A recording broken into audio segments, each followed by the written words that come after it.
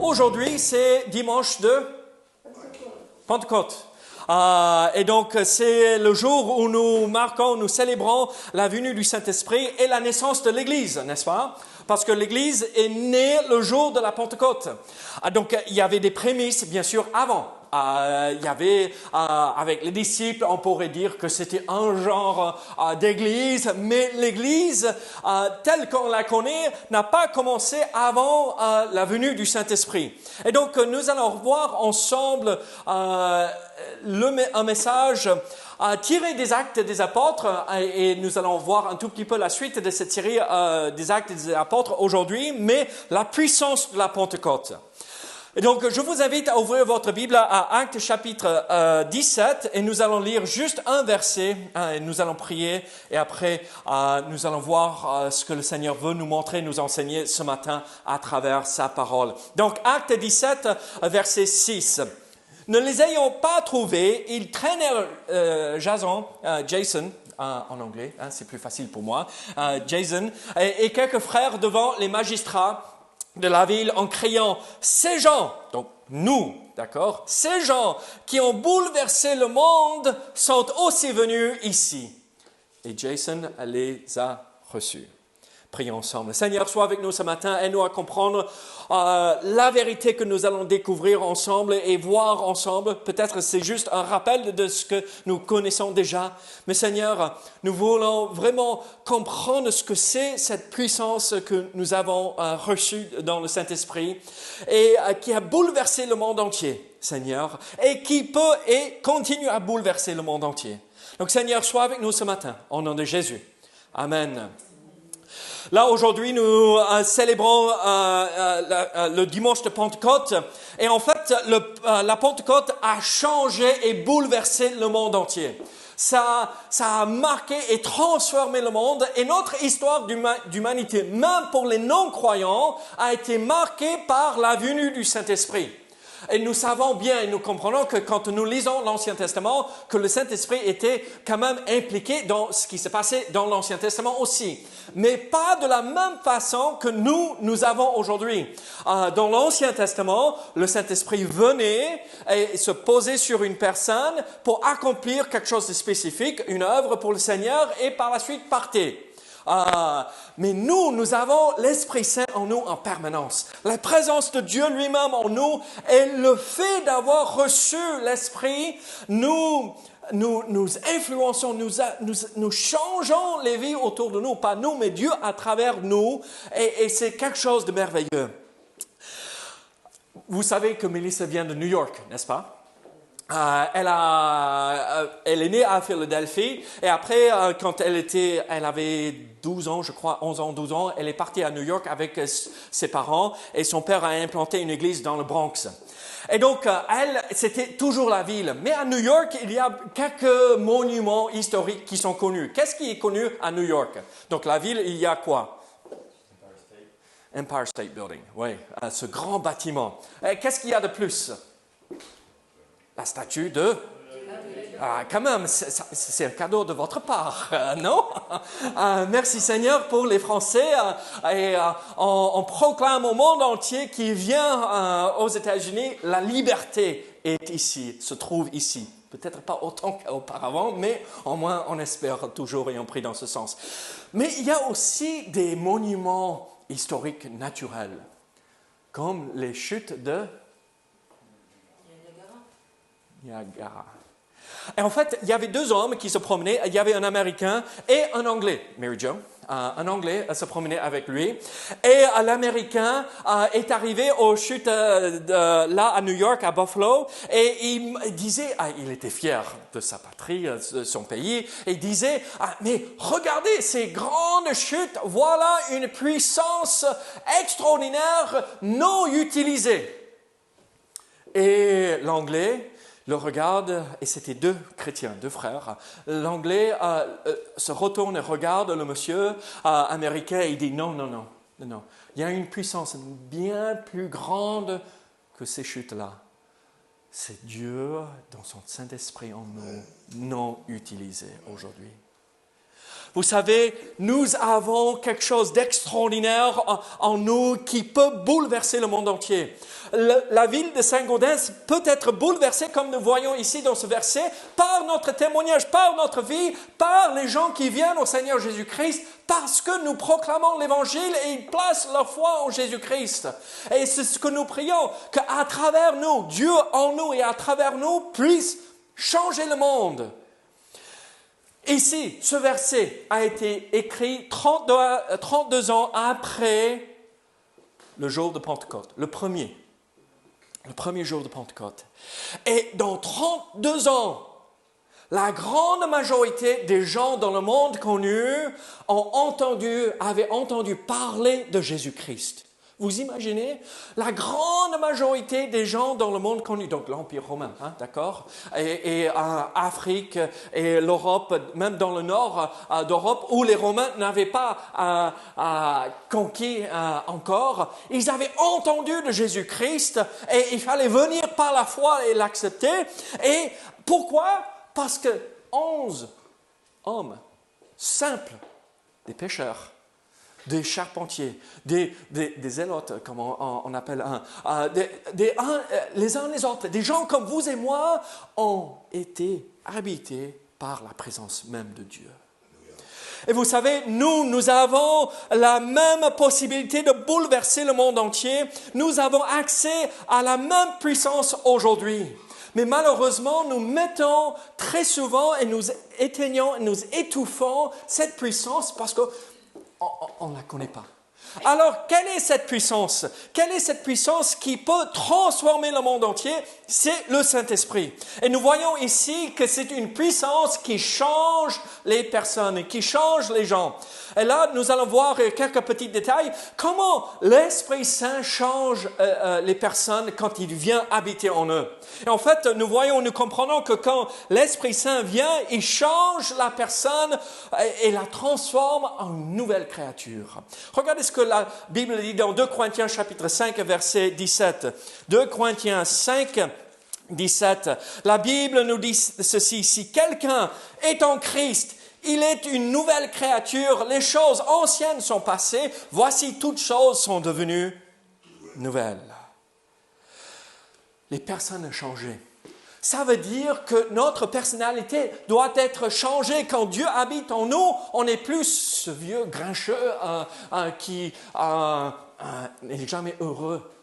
Nous avons une raison pour être dans la joie parce que Dieu nous a sauvés et il est en nous. On change, on n'est plus cette personne amère. Pourquoi? Parce que Dieu nous donne une raison de vivre, servir notre Seigneur.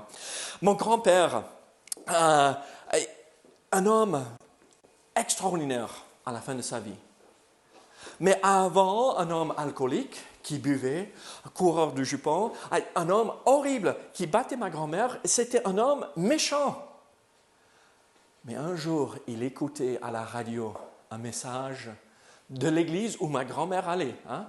En même temps qu'elle était à l'église, il a allumé la radio pour écouter le même message qui a été émis en direct. Il écoutait ce message, il a placé sa foi en Jésus-Christ et il est devenu un homme doux. Pourquoi? Parce qu'il a accepté Jésus-Christ. L'Esprit Saint est venu en lui et il est devenu une nouvelle créature. La Bible nous a promis ceci dans Ézéchiel, chapitre 36, verset 26. « Je vous donnerai un cœur nouveau et je mettrai en vous un esprit nouveau. J'ôterai de votre corps le cœur de pierre et je vous donnerai un cœur de chair. » Et c'est ce qui arrive, ce qui se passe, où on devrait permettre à Dieu de faire quand nous venons à lui et nous plaçons notre foi en Jésus-Christ et l'Esprit vient habiter en nous en permanence. Et donc c'est une puissance pour changer les personnes, les transformer en une nouvelle créature. Mais aussi nous comprenons que la puissance du Saint-Esprit change pas simplement les personnes, mais change l'objectif que nous avons dans la vie. Le chrétien ne veut plus être servi. Regardez autour de nous dans le monde. Qu'est-ce que tout le monde dit? Moi, n'est-ce pas? Qu'est-ce que je peux tirer de cette relation? Qu'est-ce que je peux avoir? Qu'est-ce que je peux prendre de plus en plus? Et quand nous venons à Jésus-Christ, nous n'avons plus l'idée, moi en premier, mais Dieu en premier, les autres, et après moi. Et alors, regardez ce que nous retrouvons dans Actes chapitre 5, verset 42. Et chaque jour, dans le temple et dans les maisons, ils ne cessaient d'enseigner et d'annoncer la bonne nouvelle. Nous voyons cette réalité que là, avant que l'Esprit Saint est descendu, qu'est-ce qu'ils ont fait, les apôtres? Ils ont fui, n'est-ce pas? De peur. Quand ils ont pris Jésus-Christ, qu'est-ce qu'on va faire? On va se cacher parce qu'on n'est pas sûr, on ne veut pas mourir. Maintenant, le jour de Pentecôte, l'Esprit Saint descend, les remplit de confiance. Maintenant, au lieu de préserver notre vie, maintenant on va et publiquement on annonce et on sert le Seigneur. Un objectif changé dans la vie. Alors, nous voyons, l'objectif de la vie change, la personne change, mais aussi ce que nous faisons et ce que nous accomplissons dans notre vie change. Ce qui est merveilleux, c'est de voir une âme transformée. Où avant, on témoignait d'une personne, avant qu'elle est venue au Seigneur, on disait, mais cette personne, il vaut mieux pas la côtoyer. Cette personne, bon, c'est le voisin, je suis poli, mais bon. Mais après, quand la personne vient au Seigneur, on voit que ce n'est plus la même personne qui essayait de faire plein de choses mauvaises. Regardez, Actes chapitre 8, versets 1 à 3. Saul ayant approuvé le meurtre d'Étienne, il y eut ce jour-là une grande persécution contre l'église de Jérusalem. Et nous voyons la suite. Paul, ou Saul à ce moment-là, qu'est-ce qui s'est passé? C'était le plus grand persécuteur de l'église. Il mettait à mort tout le monde, il jetait en prison les croyants. Pourquoi? Parce qu'il avait de la haine pour le message de l'évangile. Et maintenant, il ne fait plus cela. Qu'est-ce qu'il fait plutôt? Là, en acte 9, on voit respirant encore la menace et le meurtre contre les disciples du Seigneur. Et il continue, il veut les enfermer. Mais à la fin, et aussitôt, il prêcha dans les synagogues que Jésus est le Fils de Dieu. Regardez, il n'y a pas de raison d'essayer de réformer une personne. Paul, tu sais, on aime bien tes camions, parce que c'est toujours l'animation du week-end pour nous, parce qu'on vient chaque dimanche, on attend pour voir si le camion a pris feu ou non. Paul, depuis que je connais Paul, depuis 10 ans à peu près, il a changé de camion 10 fois, d'accord? Parce que soit ils ont brûlé, soit le moteur a lâché, soit, je ne sais pas, il a tamponné quelque chose. Oh, Sylvia aussi, tu n'es pas mieux que ça. Au moins tu ne peux plus râler contre lui. Regardez, on essaie de réformer Paul avec sa conduite. Est-ce que ça fonctionne, Sylvia? Pas plus que ça. Il a un nouveau camion maintenant et il est sage. Il essaye de faire sagement. Mais est-ce que ça sert à quoi que ce soit, honnêtement, Paul? Non. On a nos vieilles habitudes, on reste avec nos vieilles habitudes. Mais qu'est-ce qui pourrait changer? Mettons cela dans la vie spirituelle. Donc, je ne parle plus de toi là, d'accord? On parle de quelqu'un qui détruit tout dans sa vie spirituelle. Qu'est-ce qui peut changer cela? Oh, il faut arrêter. Ou est-ce qu'on laisse Dieu transformer la vie? Amen. Et c'est là où on voit le vrai changement. C'est là où, par la puissance de Dieu, nous voyons que Saul, un meurtrier, quelqu'un qui veut anéantir l'Église de la face de la terre, maintenant c'est lui qui prêche dans les synagogues de Jésus-Christ. Pourquoi? Parce que Dieu, par son Saint-Esprit, est descendu et a transformé et changé la personne. Alors nous voyons la puissance du Saint-Esprit pour changer les gens dans leur personne, dans leur personnalité, dans l'objectif de leur vie, dans leur pratique, comment ils vivent et comment ils font les choses. Mais nous voyons aussi que c'est une puissance qui est compatissante. la puissance du Saint-Esprit et Dieu en nous fait en sorte que nous devenons compatissants. Bon, aidez-moi, le pauvre étranger. D'accord?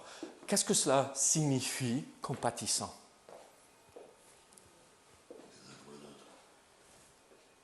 Plus fort? Les uns pour les autres. Les uns pour les autres. Très bien, excellent. Quelqu'un d'autre? Compatissant. Avoir de l'empathie. L'empathie. C'est bien. Compatissant. Regardez.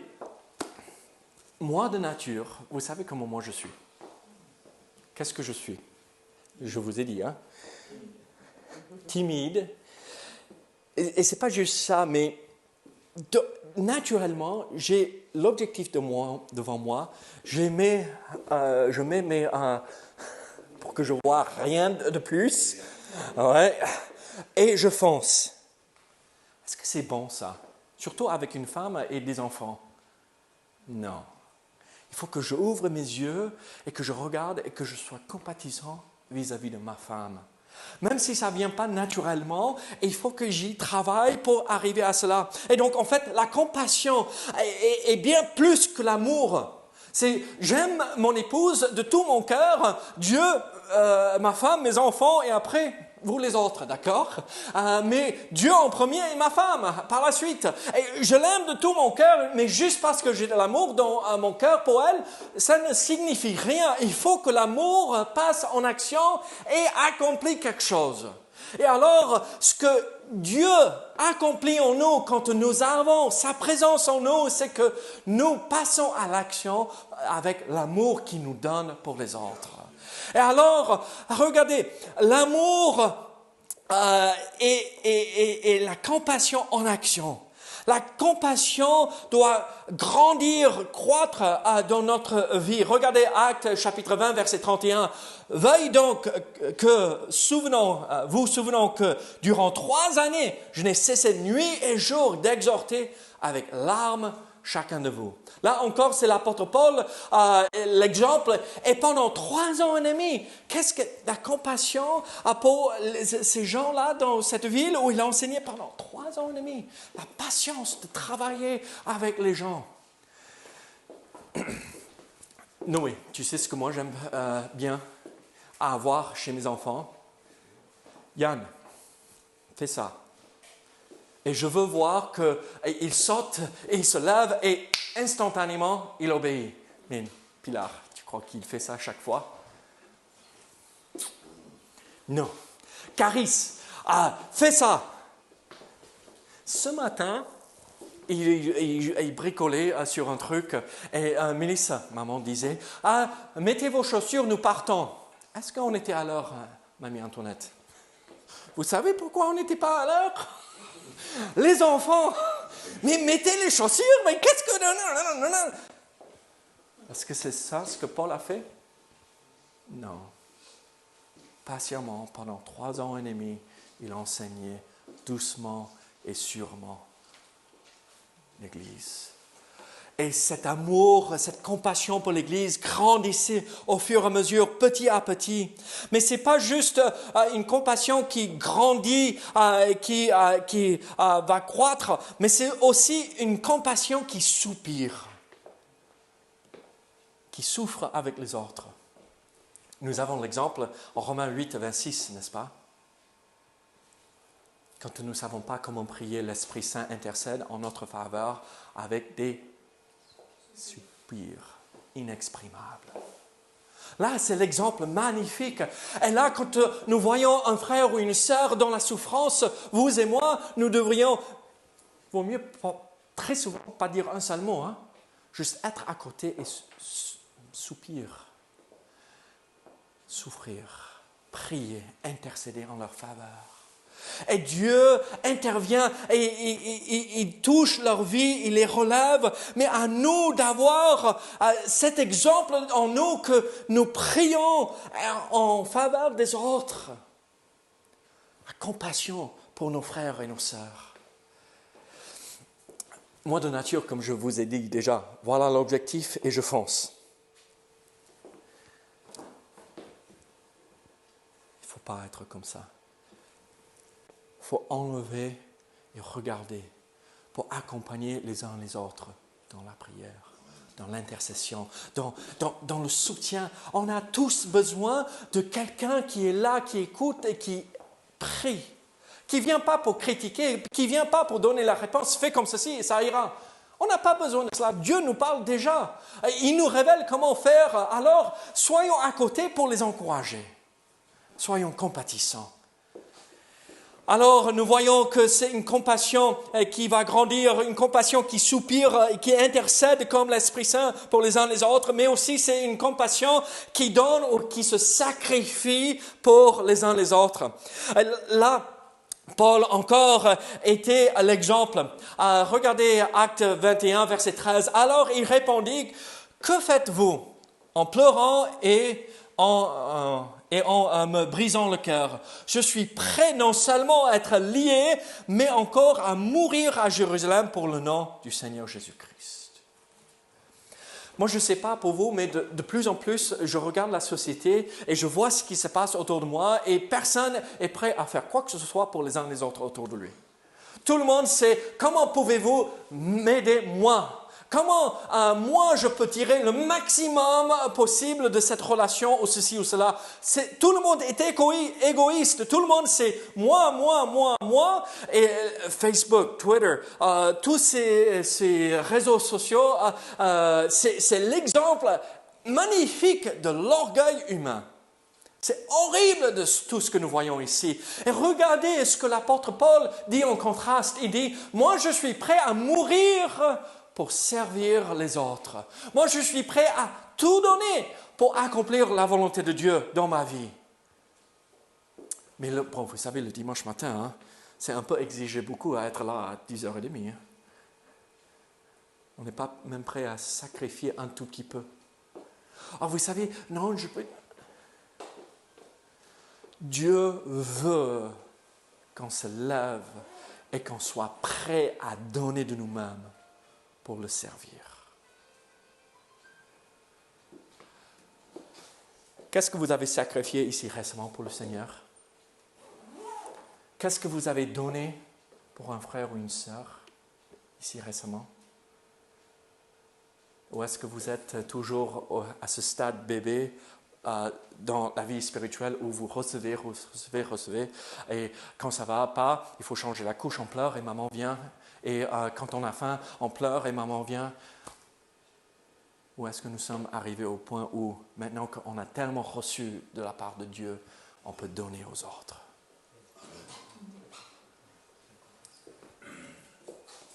La compassion se sacrifie, se donne aux autres, mais aussi la compassion se partage dans un sens plus pratique. Regardez Marc chapitre 16, verset 15. Puis il leur dit, allez par tout le monde et prêchez la bonne nouvelle de qui? Jésus-Christ, à toute la création. À nous de ne pas garder cet amour merveilleux que nous avons reçu de Dieu en Jésus-Christ, mais à nous de le proclamer dans le monde entier. Nous avons vu le témoignage de cette jeune femme maghrébine qui est venue au Seigneur ce matin. Et moi, j'ai entendu dans pas mal d'églises, malheureusement, que c'est même pas la peine qu'on aille vers ce peuple parce qu'ils sont musulmans, donc il faut les laisser dans cela. Mais non, c'est des gens qui croient dans un Dieu, malheureusement, ils ont mal compris tout. À nous d'aller vers eux pour proclamer la vérité de Jésus-Christ. À nous de montrer l'amour de Dieu, l'amour du Père à ce peuple et ne pas juste garder cela pour nous. Mais il faut proclamer l'Évangile. Mais imaginez si on disait, mais les Français, ils sont compliqués, donc ce n'est pas la peine si on allait chez les Français pour proclamer l'Évangile. Imaginez si on disait la même chose pour les Américains ou pour les Péruviens ou pour je ne sais pas qui, les Commingeois. Qu'est-ce qu'on ferait? Et en fait, la meilleure manière de montrer l'amour pour notre prochain, c'est de prendre ce livre merveilleux et dire... Et citer ce verset que nous avons tous entendu ce matin, car Dieu a tant aimé le monde, qu'il a donné son Fils unique, afin que quiconque croit en lui ne périsse point, mais qu'il ait la vie éternelle. Qu'est-ce que nous voyons aussi? Qu'est-ce que c'est le message de l'Évangile? La mort de Jésus-Christ à la croix pour mes péchés, l'ensevelissement et la résurrection de Jésus-Christ. Proclamer ce message. Là, nous avons aménagé dans ce quartier où on est maintenant, il y a 3 ans de cela, un peu plus de 3 ans. Et petit à petit, les voisins commencent à s'ouvrir. Petit à petit, nous voyons qu'ils se posent des questions. Mais vous êtes toujours debout le dimanche matin, mais pourquoi? On a quelque chose d'important pour nous. Mais vous êtes toujours partis le mardi soir aux mêmes heures. Mais pourquoi? Mais parce que... Et petit à petit, vous avez même vu certains de nos voisins venir. Il faut continuer à prier que le Seigneur œuvre. Nous voyons la puissance, une puissance compatissante, une puissance qui change, mais aussi à travers la venue du Saint-Esprit en nous en permanence, nous voyons une puissance pour convertir. Pour convertir, qu'est-ce que je veux dire par pour convertir? Qu'est-ce qui se passe dans la vie de quelqu'un qui se convertit? Il change, n'est-ce pas? Nous avons vu quelques petits détails. Donc, quand j'utilise le mot convertir, je veux tout simplement dire qu'il change ou une personne change. Et en fait, la manière dont nous nous convertissons, c'est que nous abandonnons une vie de péché. Nous tournons le dos sur cette vie sans le Seigneur dans les ténèbres et nous faisons demi-tour. J'allais dans ce sens et quand je me convertis, je me repens, je fais demi-tour et je tourne le dos sur cette vie passée. Je ne suis plus dans le péché, je ne suis plus impliqué dans cela. Ma vie a été transformée, changée par la puissance de Dieu. Regardez ce que nous voyons dans Actes chapitre 2, verset 41. Ceux qui acceptèrent sa parole furent baptisés, et en ce jour-là, le nombre des disciples s'augmenta d'environ 3000 âmes. Là, c'est le jour de Pentecôte. C'est après la prédication de l'apôtre Pierre, là, le jour de Pentecôte, et 3000 personnes sont venues au Seigneur d'un seul coup. C'est rare dans l'histoire de l'humanité de voir d'un coup 3000 venir. Mais c'est possible. Et moi, je crois que c'est toujours possible. Si Dieu envoie un réveil, nous pouvons voir cela encore. Parce que la même puissance qui était là, c'est la même puissance en nous. Et donc, prions que le Seigneur se sert de nous pour voir cela. Mais regardez, ils ont abandonné leur vie passée. Imaginez, il y a 3000 qui se sont convertis. Ça veut dire qu'il y avait bien plus présents là. Et de ces 5000 qui écoutaient la prédication de Pierre, entre guillemets 5000, 3000 se sont convertis. Mais vous ne croyez pas que certains de ces 3000 n'étaient pas les mêmes qui criaient quelques jours plus tôt? Crucifie-le. Crucifie-le. Oui. C'est quasiment certain que ceux qui étaient là pour crier « Crucifie-le » étaient parmi ceux le jour de la Pentecôte, en voyant la puissance de Dieu, le témoignage de la résurrection de Jésus-Christ. Je crois. Ils ont abandonné cette vie où ils ont rejeté Jésus-Christ, cette vie de péché, et ils sont venus au Seigneur Jésus-Christ. Mais nous voyons aussi, c'est une puissance pour convertir, mais aussi pour changer, juste pas simplement laisser le péché, mais aussi briser la puissance de Satan et les ténèbres sur notre vie, sur la vie de ceux qui sont loin du Seigneur, qui sont dans les ténèbres. Regardez ce que nous voyons en Actes chapitre 19. Verset 19. Et un certain nombre de ceux qui avaient exercé les arts magiques, ayant apporté leurs livres, les brûlèrent devant tout le monde. On en estima la valeur à 50 000 pièces d'argent. Là, après la prédication de la parole de Dieu, après que les gens se sont convertis, c'était des magiciens, c'était des sorciers, des sorcières, c'était des gens qui avaient des livres remplis de ténèbres et du monde obscur. Et qu'est-ce qui se passe? La puissance de Dieu intervient dans leur vie. Ils comprennent, Jésus est mort à leur place. ils viennent. Et donc la puissance de Satan est brisée. Il n'a plus d'emprise sur eux. Pourquoi? Celui qui est en nous, 1 Jean chapitre 4, verset 4, est plus grand que celui qui est dans le monde. Notre Dieu est le Dieu tout-puissant. Il n'y a rien qui peut nous prendre et qui peut nous empêcher d'avancer pour lui. Dieu est plus grand. Et pourquoi nous avons la possibilité d'être libres? Parce que c'est Dieu qui fait et qui nous libère. Pas un homme ou ceci ou cela. Dieu, à travers les vérités de la parole, nous libère de l'emprise de Satan. Malheureusement, certains milieux disent il faut faire ceci, cela. Non, non. Simple prière.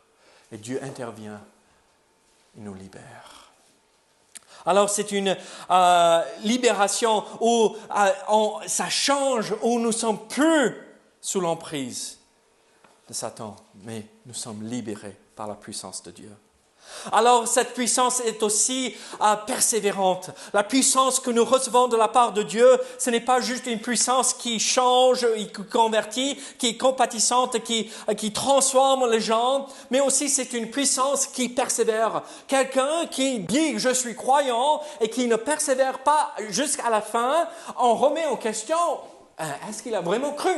Est-ce qu'il a vraiment accepté Jésus-Christ? Est-ce qu'on peut tomber en arrière, comme on dit couramment dans les églises? Est-ce qu'il peut faire rétrograde?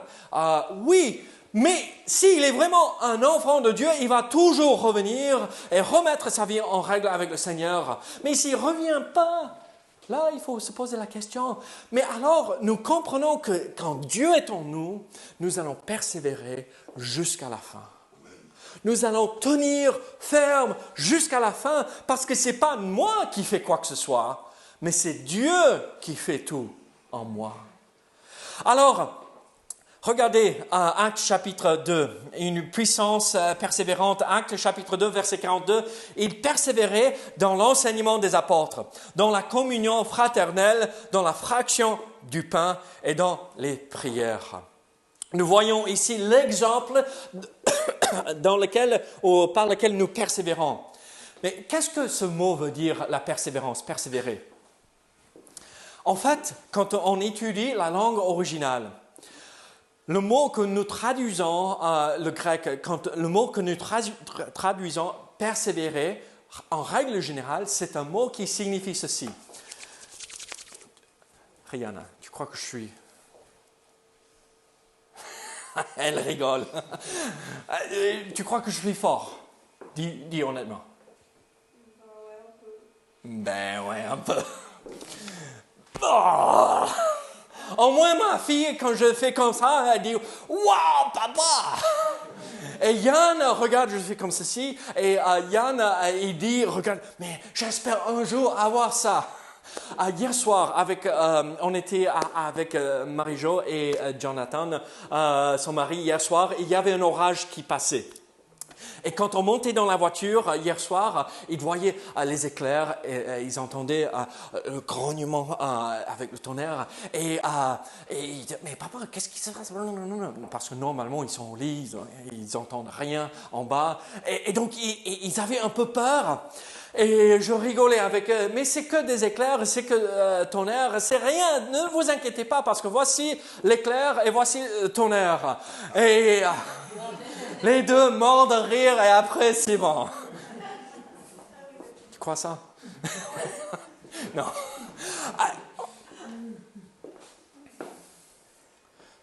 Qu'est-ce que c'est la persévérance? C'est par la force physique. Le mot qui est traduit en règle générale à persévérer, c'est en fait à prendre un poids et le lever au-dessus de la tête et rester sous cette pression. Et continuer à tenir malgré la pression et ne pas lâcher. Avec les Jeux olympiques, nous voyons ces hommes forts, ces femmes fortes qui prennent, comment on appelle ça?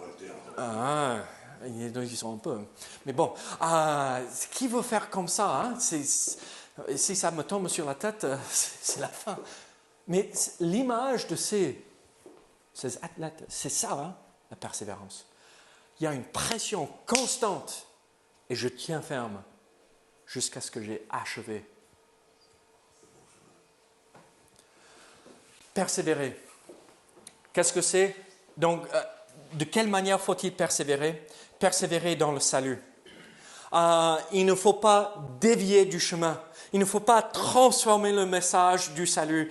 Le message du salut, c'est 1 Corinthiens 15. C'est clair, c'est net. L'apôtre Paul nous dit, voici l'évangile que je vous ai enseigné, dans lequel et par lequel vous êtes sauvés, si vous persévérez dans ce message et vous le transformez pas.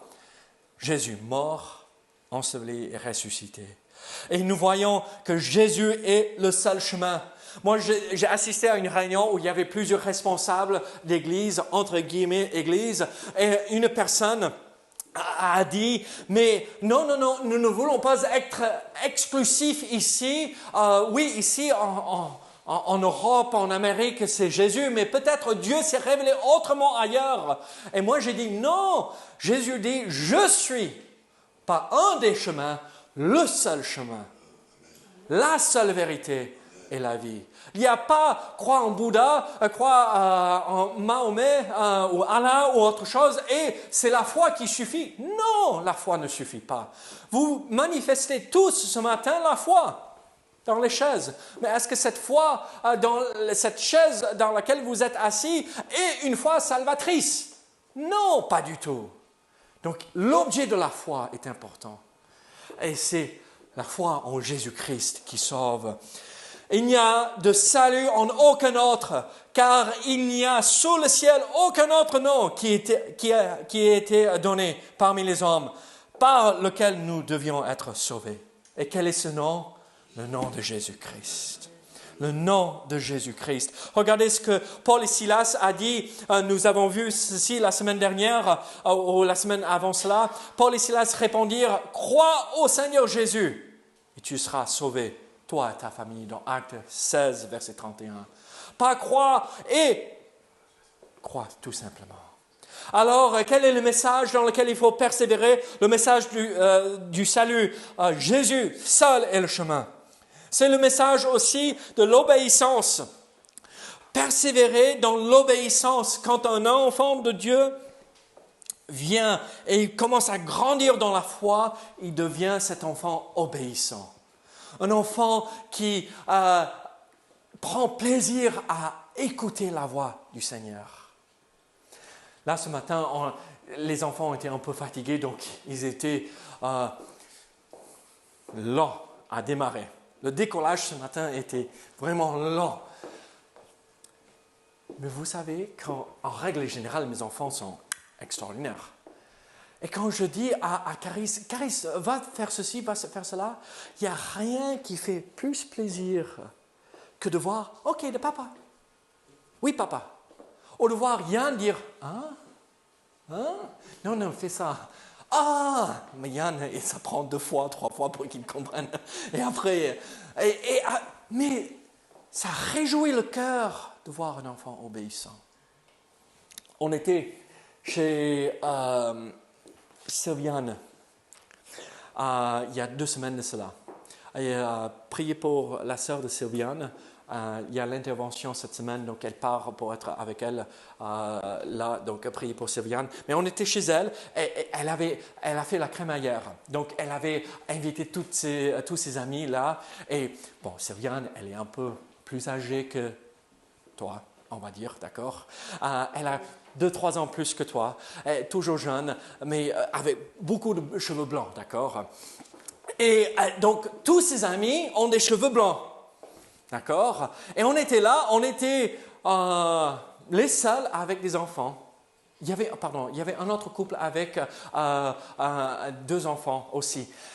Et toutes les mamies, vous savez ce qu'ils ont dit? Elles ont dit, Lou Charles, qu'est-ce qu'elles ont dit par rapport à mes enfants? Elles étaient sages. Ils étaient sages. Oh!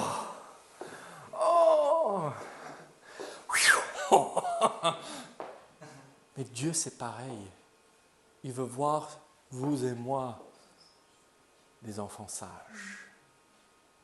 Parce Est-ce que vous obéissez à la voix du Seigneur? Est-ce qu'il prend plaisir à nous voir dans notre vie quotidienne en train d'obéir? Ou est-ce qu'il... Ou est-ce qu'il... ça fait du bien.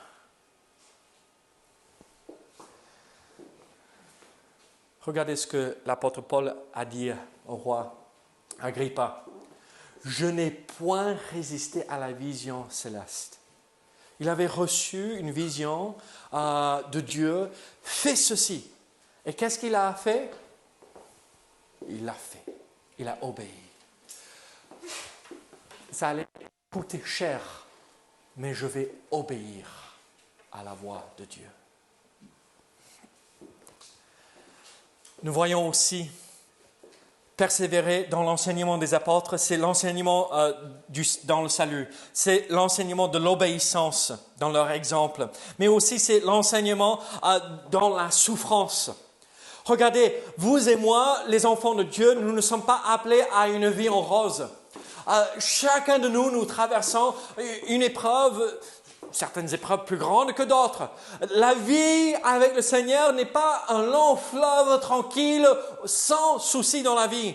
Dieu ne nous a jamais appelés à cela. Qu'est-ce qu'il nous a appelés à vivre? Les apôtres se retirèrent devant le Sanhédrin, joyeux d'avoir été jugés dignes de subir des outrages pour le nom de Jésus.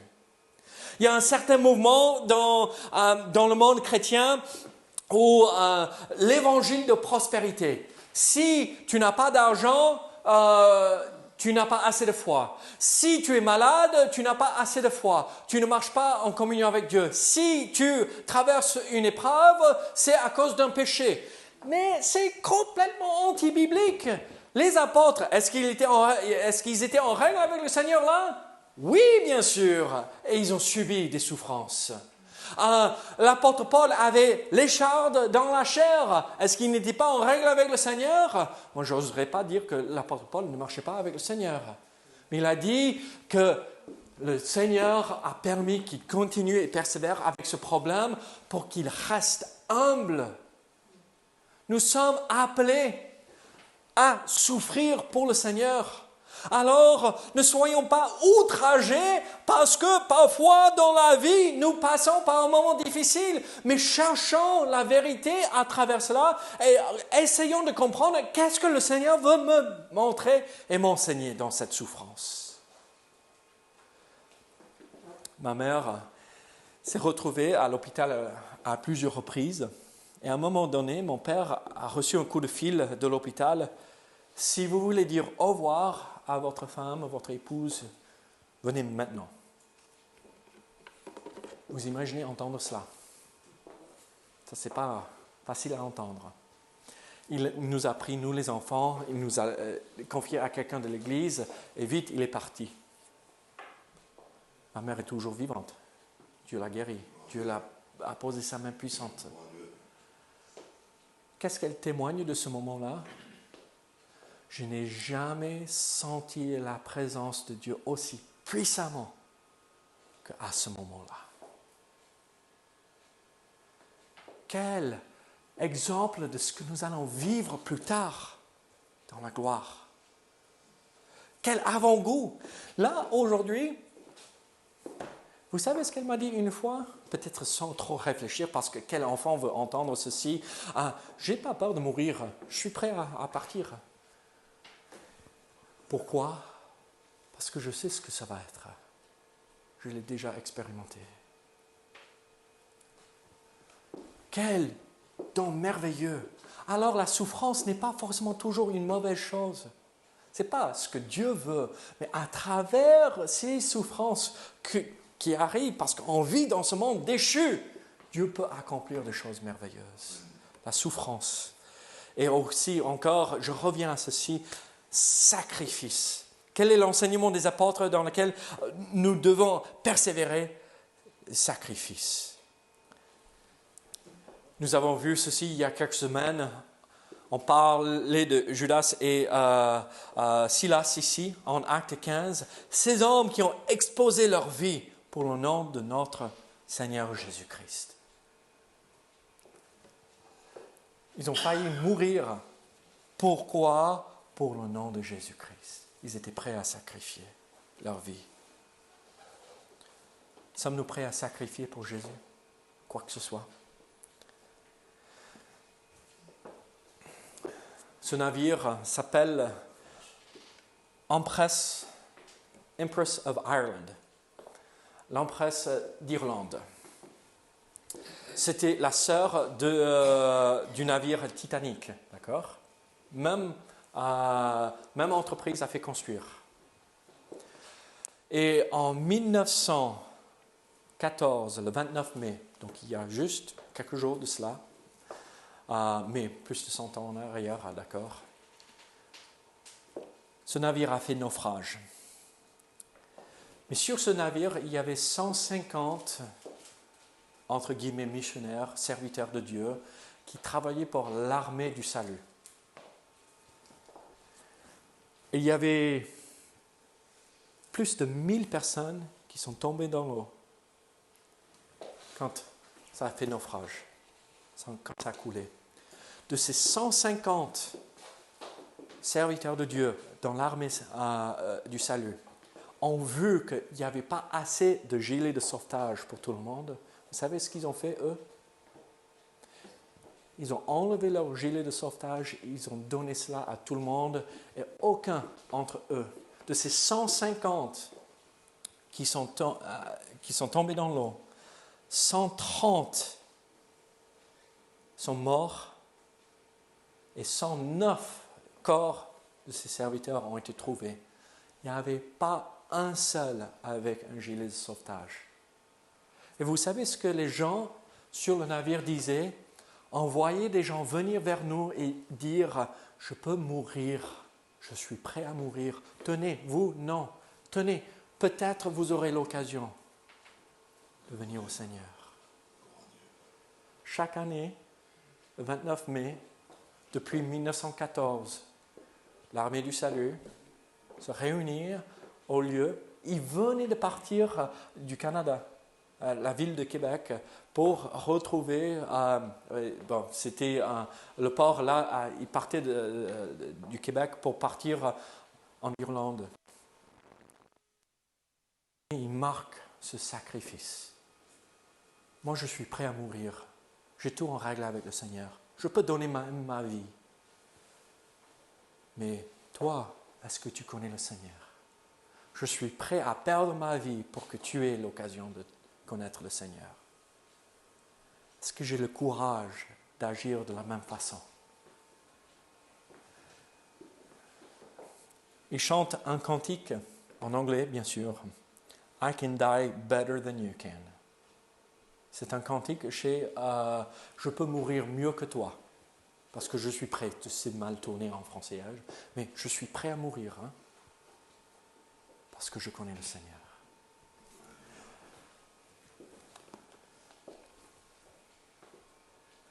On ne les voit pas bien, mais voilà certains qui ont donné leur vie pour les autres.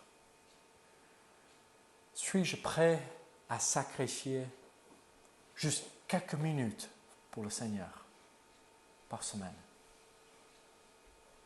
C'est la puissance que Dieu nous donne de pouvoir le faire avec le Saint-Esprit en nous. La puissance de persévérer, la puissance de changer, transformer, être compatissant et de convertir. Alors, qu'est-ce que nous faisons avec cette puissance magnifique dans le Saint-Esprit, dans notre vie? Seigneur, merci pour ta parole. Seigneur, tu es un Dieu bon. Seigneur, aide-nous à ne pas passer à côté de cette grande bénédiction que nous avons avec toi en nous. Seigneur, merci que tu es en nous en permanence, que tu es toujours avec nous. Gloire à toi, Seigneur. Sers-toi de nous, Seigneur. Seigneur, je prie que nous soyons tous prêts à donner, à sacrifier, à aller vers les uns les autres pour partager ce message si merveilleux. Au nom de Jésus. Amen.